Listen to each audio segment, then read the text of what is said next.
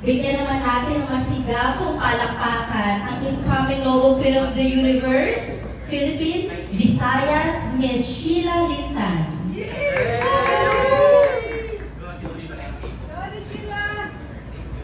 Ganda.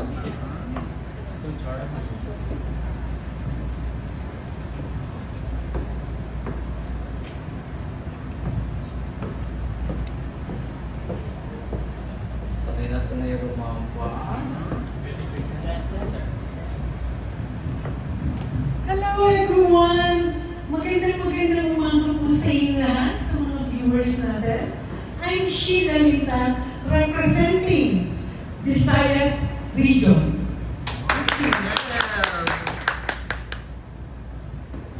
Noble Queen of the Universe, Philippines, Visayas, Miss Sheila Lintan.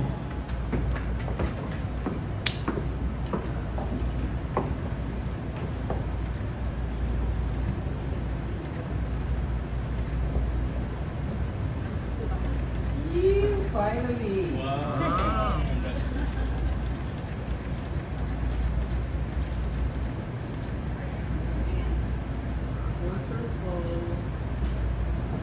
Hello again, friends, press people. I'm Sheila Torres Lintan. Right now, I'm doing movies, and my advocacy is to help cancer patients. Kasalukuyan po, may mga inaalagaan tayong pasyente ng cancer.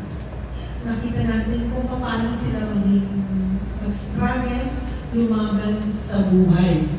Paano nila pagdaanan yung hirap.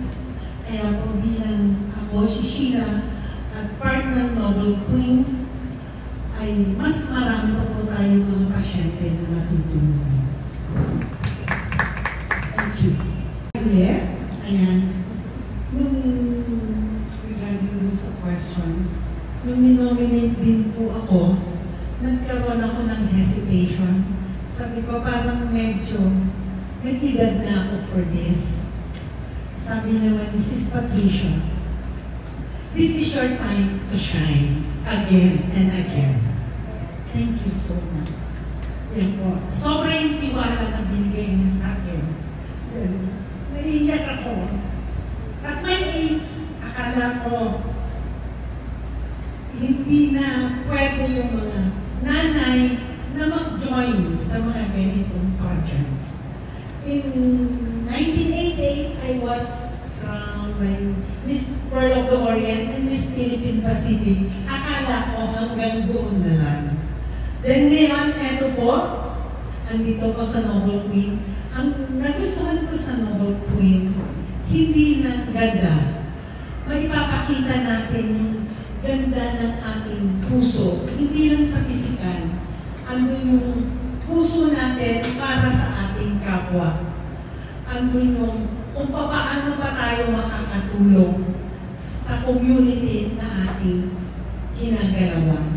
And syempre po ako, as advocacy ng mga may cancer, may mga sakit. Andyan po, lagi ako nandyan sa hospital.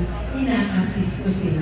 And syempre, as part po tayo ng katipunan ng isa ng pelikulang Pilipino. And Imelda Papin is the director ng PCSO. Lahat po ng kumakatok na kailangan ng tulong medikal na tutulungan po natin through PCSO.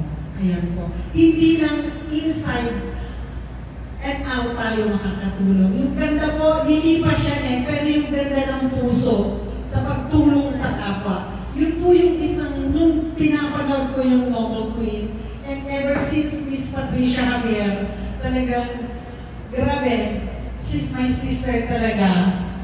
Sobra niya akong minahal at sobra yung tiwala sa akin. Maraming salamat. Thank you. Hello po. This is Jay again from Pageantry. So, you have mentioned that you are a movie producer. So, if given a chance to, of course, to gumawa ng pelikula about your Noble Queen of the Universe journey, ano yung pinaka-title na ibibigay mo? ang magagandang babae ng Noble Queen. Diba? Wala na makakapantay doon. May script na tayo mamaya. Pwede na yun. May andyan mga hindi ko. Miss Patricia Glenn. Actually, for right now, this coming September 7, we're filming One Life to Live. It's an AIDS advocacy under the OAS. Miss Patricia is also my star with Rafael Jose. Thank you so much. And next po is our Noble Queen Mindanao. Queen Representative Visayas. Gusto ko ma-remember nila sa akin as kung papaano ko tulungan yung mga bedridden na may mga cancer patient natin, especially yung mga nagkikimo. Pag nakita niya talaga, yung nag-undergo ng chemotherapy, yung pinagdadaanan nila. Gusto ko, pag hawak-hawak nila yung kamay ko, ma-remember nila na andito si Sheila as a Noble Queen. Pwede, kung makakasurvive sila, pwede rin silang makasali o magkaroon ng corona. Yun yung pwede kong ibigay na hope sa kanila para mas lalo silang lumaban sa karamdaman na pinagdadaanan